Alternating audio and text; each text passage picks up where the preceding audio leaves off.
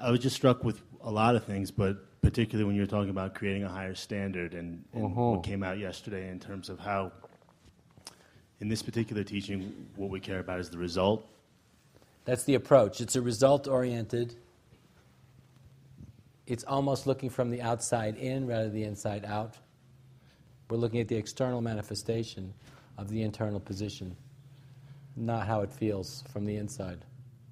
If you've been brought up in a postmodern context, you've been trained to look at everything from the inside out. So how does it feel, right?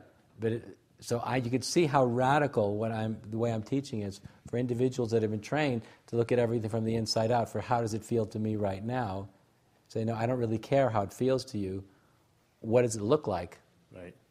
Does it look good? Does it look good in the way that does how it look? Is that in alignment with our higher spiritual and philosophical and moral aspirations? Is it in alignment with the higher moral, spiritual, and philosophical aspirations, or is it out of alignment with the higher moral, and philosophical, and spiritual aspirations, which is a very different way to look at your own experience and other people than the way we've been trained. So if you're trained to look at everything from the inside out, you're judging everything by how you happen to feel about it in any given moment, which is very unreliable and predictable, and most of the time doesn't have anything to do with higher principles. Right. But I'm trying to train people to learn how to look at the reality of themselves, which is hard, but nevertheless, and the reality of each other from the outside in the context of higher moral, philosophical, and spiritual ideals and principles. I think just from a philosophical, theoretical point of view, you all should appreciate how radical and how potentially transforming a teaching, a posture and orientation like this is, and the potential it has. Now, this is something that takes time to learn how to do, because it's literally, you're training yourself to assume a perspective that for a lot of people, most people, it's not the structures in order to do that don't exist yet. So it needs to be learned. It's like learning anything else. You have to teach yourself how to do it. But I just from a practical or theoretical perspective, I want you to appreciate what a radically different orientation is of looking at the outside in versus from the inside out. It'll change the way you see yourself and other people and everything that's happening in a very dramatic way.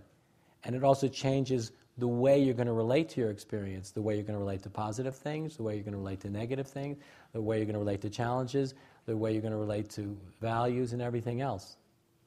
But this needs to be learned. What people will do is they'll recognize what's very compelling about what I'm sharing and why it's so important. But because maybe they're experiencing a little bit of evolutionary pressure, they switch perspectives. If when you're under evolutionary pressure, you switch perspectives and stop looking from the outside in and start looking from the inside out, you let go of the whole thing. You just you lose the whole thing falls. The whole structure, the whole house of cards, the whole structure crumbles. So you need, even under personal pressure, evolutionary pressure, which is positive pressure, spiritual pressure, you need to stick to the outside-in perspective. If you don't, if you switch back to how your ego happens to feel, and that becomes more valid, more true, more relevant than anything else, the outside-in perspective is gone. But you can see, it's just from a cultural perspective, because of the way we've been trained, most of us, to look at everything from the inside out. It's looking at the outside in as a kind of as a natural orientation, needs to really be learned and put into practice. And then you have to hold to it even under pressure. Because if under pressure we let go of the outside-in perspective and start looking at the inside-out perspective once again and giving that greater significance and priority, the big view and the big perspective is gone, and then we're back in the world of the personal self once again, and there's no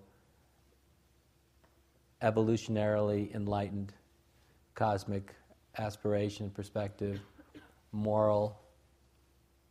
And how this relates to what we're doing here is, if you just meditate on zero, you see, all perspectives fall away, which is the cool part. So if you're really meditating on zero, all perspectives fall away. And the reason is when all perspective falls away and there's only zero, you're creating the space to this fresh, open ground in which you can begin to build this outside-in orientation. It's very hard to go from inside out to outside in. It's possible, and you can do it, and people can do it, and people have done it.